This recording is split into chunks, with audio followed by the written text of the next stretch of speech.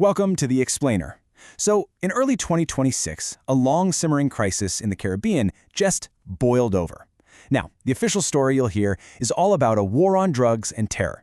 But as always, there's another story, one about oil, political scandals, and a raw struggle for power.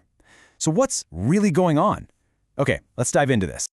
Picture this. It's the middle of the night, January 3rd, 2026.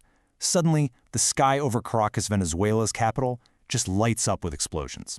For the people on the ground, this was it. The terrifying, explosive start of a direct military conflict that honestly, everyone had seen coming for months. So the big question is, how does it get this far? I mean, how do you go from a tense diplomatic situation to actual bombs falling on a capital city? To really get it, we need to look past the explosions and start peeling back the layers, the accusations, the justifications, and the ambitions that got us here.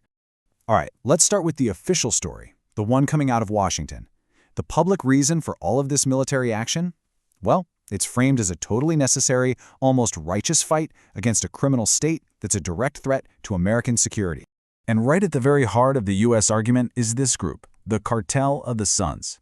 See, in Washington's eyes, Nicolás Maduro isn't just some dictator. They see him as the kingpin, the head of a massive drug trafficking organization that's baked into the highest levels of the Venezuelan government and military. And to prove just how serious they were, back in August 2025, U.S. Attorney General Pam Bondi announced they were jacking up the bounty for Maduro's capture. We're talking $50 million. This wasn't just a sanction. This was literally putting a price on his head. And the language they used? It was blunt, to say the least.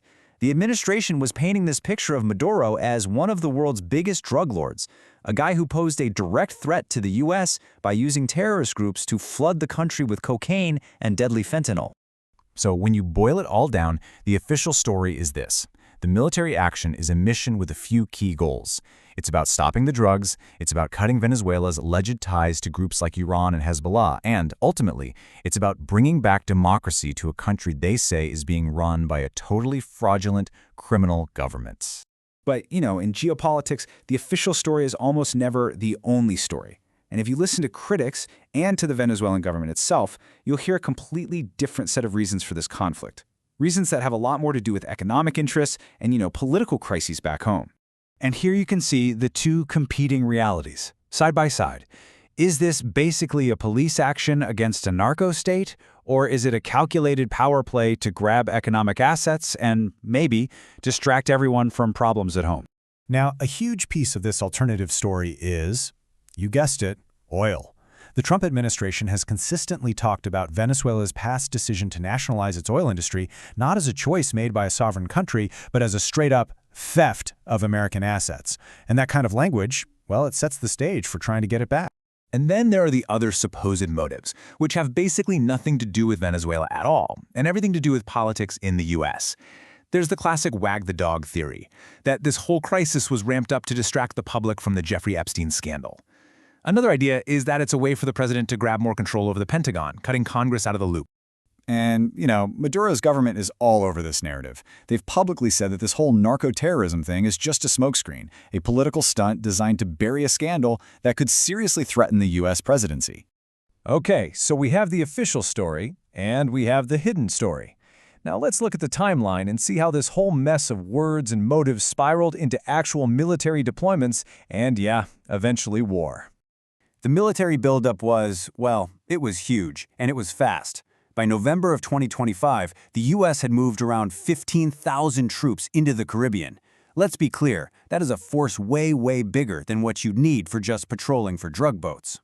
And just look at the kind of hardware they brought in, a full carrier strike group with the USS Gerald R. Ford, strategic bombers like the B-1 and B-52, and even elite special ops units.